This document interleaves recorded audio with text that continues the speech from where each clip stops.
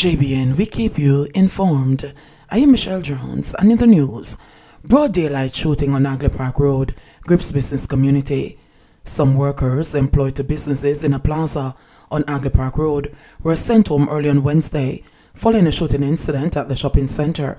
Reports from the police are that at about 2:50 p.m., unknown assailants pounced upon a man who was transacting business on the plaza. The man, identified as 32-year-old Shadrick Cole, otherwise called Shaddy, was shot multiple times and later taken to hospital where he was pronounced dead. Many of the workers, some of whom are government employees, said the incident was particularly traumatic because of how the events unfolded. One individual in the vicinity at the time of the incident said that a man just jumped off a motorcycle and shot Cole at least 5 times and just sped off. "It is super scary because the ministry building is right there. It is just so scary," one person said. "Crazy. This is like a business area and the man them no business. I just the way I go live now," another added. The Huntsville police are probing the incident. Quadruple murder was hit ordered from prison, say police. Police intelligence has revealed that last weekend's Clarendon quadruple murder was ordered by an influential prisoner. The 32-year-old Tashana White, her 25-year-old sister Sharona White, and their 19-year-old nephew Luke Newman and Sharona's partner, 27-year-old Michael Solomon, were killed in Havana Heights on Sunday.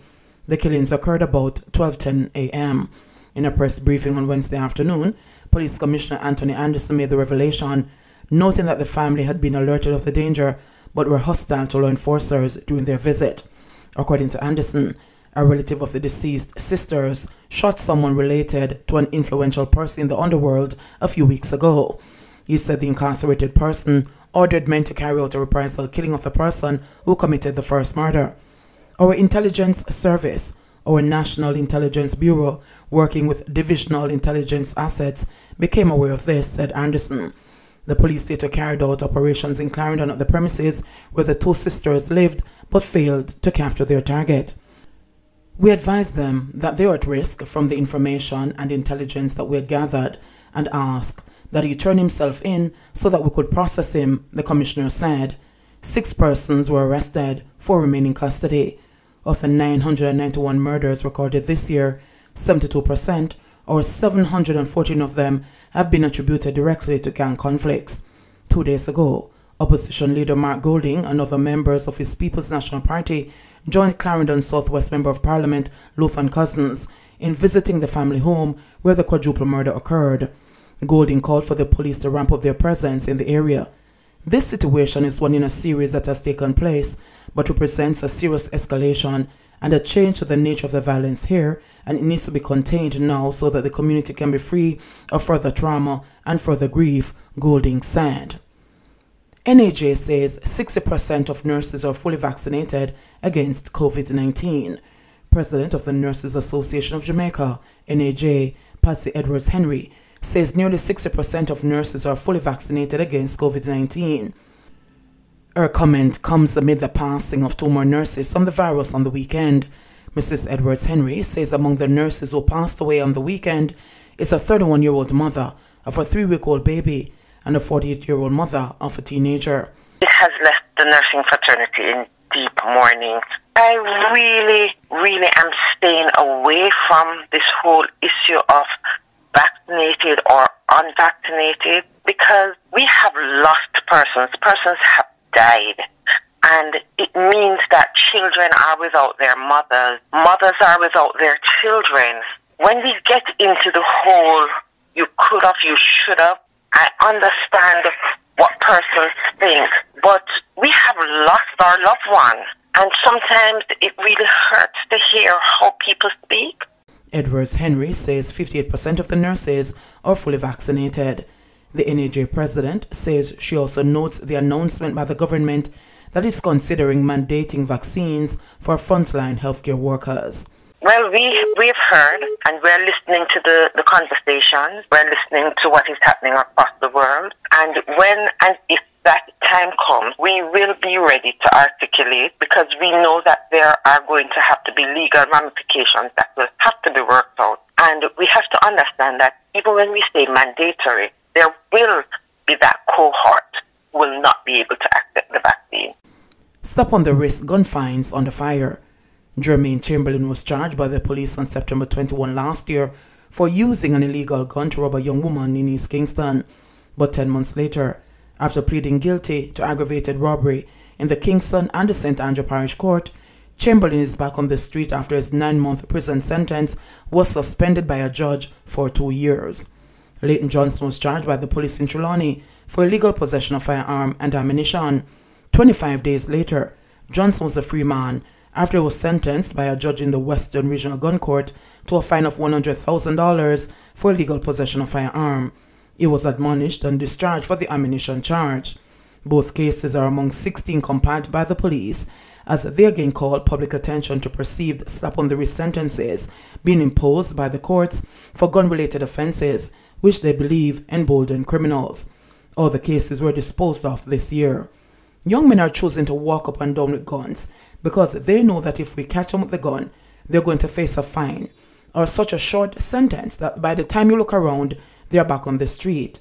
As Stratton Police Commissioner Major General Anthony Anderson declared on Wednesday, Jamaica recorded 991 murders, 843 involving the use of a gun between January 1 and September 11, a 10% increase year on year, according to the latest statistics released by the police.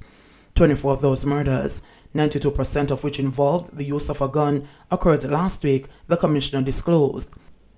I am saying it is not adequate when I review 16 cases, and in none of those cases of illegal possession were the persons required to go to jail. None. It's either a fine or a suspended sentence or probation, said Anderson.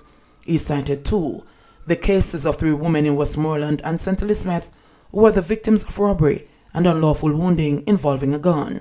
According to the police chief, a day after the perpetrators were convicted, they were walking past the women in their respective communities.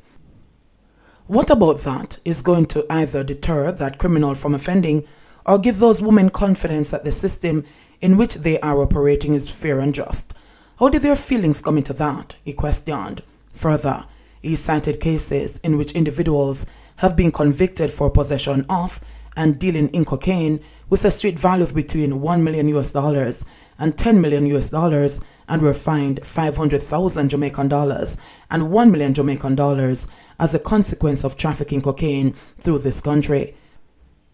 What is the business decision that a trafficker is going to make when he pays $3,000 to get through $1.5 million worth of a product, he said, while acknowledging that the issue is not as straightforward as that.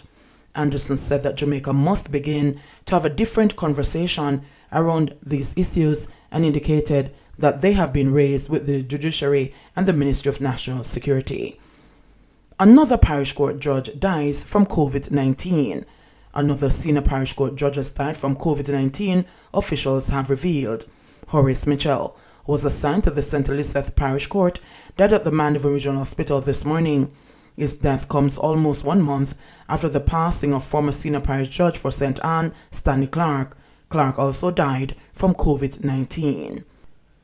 $15,000 bounty for info on man wanted in deaths of Jamaican mom and baby in Florida. A $15,000 reward is being offered for information leading to the arrest of a Jamaican man in relation to the deaths of a Jamaican woman and her baby in Florida last week. Dujon Dwayne Griffiths, 21, who is reportedly from Gulf in St. James, is now a suspect in the deaths of 20-year-old Masania Malcolm and her 1-year-old daughter Jordinia, according to the Orange County Sheriff's Office in Florida, which had initially named Griffiths as a person of interest. The reward is now $15,000 for information leading to the arrest of Dujon Griffiths. Suspecting the murders of Masania Malcolm and baby Jordinia, the Sheriff's Office said in a brief statement on social media on Wednesday. It added, the reward was increased through the generosity of Florida Sheriff's Association and Central Florida Crime Line. In a further statement, which was issued on Tuesday, the Orange County Sheriff's Office said its detectives and deputies are working diligently to locate Griffiths, who is also a suspect in the attempted murder of Malcolm's boyfriend. The Jamaican woman was reportedly found shot to death in a car on Lake Eleanor Drive, Florida, on Thursday, September 9. Jordinia was also found dead in the car, possibly from heat exposure, the police there claimed at the time. Anyone with information leading to the arrest of Griffiths can contact 911 or 800-423-8477. 11 children have died from COVID-19 locally, says CMO. Chief Medical Officer, CMO, Dr. Jacqueline Bisesa McKenzie, has revealed that COVID-19 has claimed the lives of 11 children, including adolescents, in Jamaica. She made the disclosure during a media briefing on Wednesday, during which she gave an update on child COVID-19 cases. 3 of the deceased children were below 10 years old, while the other 8 were said to be children above age 10 years. Data gleaned from daily COVID-19 reports from the Health and Wellness Ministry have indicated that a 24-day-old child and another at just under 70 days are numbered among the fatal casualties. Bisesa McKenzie said coronavirus cases in the 0 to 9 year age group represented 5.3% of all confirmed cases, while 7.7% of cases occurred in children 10 to 19 years. 11 COVID-19 deaths, 492 new cases. Jamaica recorded 492 new COVID-19 cases on Wednesday and 11 additional deaths. This brings the country's death toll to 1,768 and the total number of confirmed cases to 77,989, of which 25,334 are active. According to the Ministry of Health and Wellness, the 11 reported deaths occurred between September 6 to 13. The deceased are a 65-year-old man from Kingston and St. Andrew, a 60-year-old man from St. Thomas, an 80-year-old man and a 70-year-old man from St. Anne, a 56-year-old woman from Portland, a 60-year-old woman and a 50-year-old man from St. Catherine, a 70-year-old woman, a 75-year-old man, a 75-year-old man, and a 74-year-old woman from St. Elizabeth. Of the 492 newly reported cases, there were 280 females and 206 males, with ages ranging from 27 days to 97 years.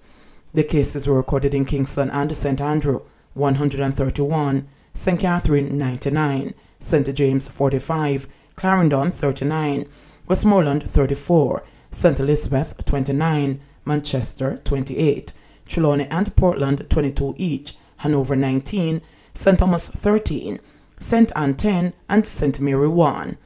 The country also recorded 144 recoveries, bringing that tally to 50,361.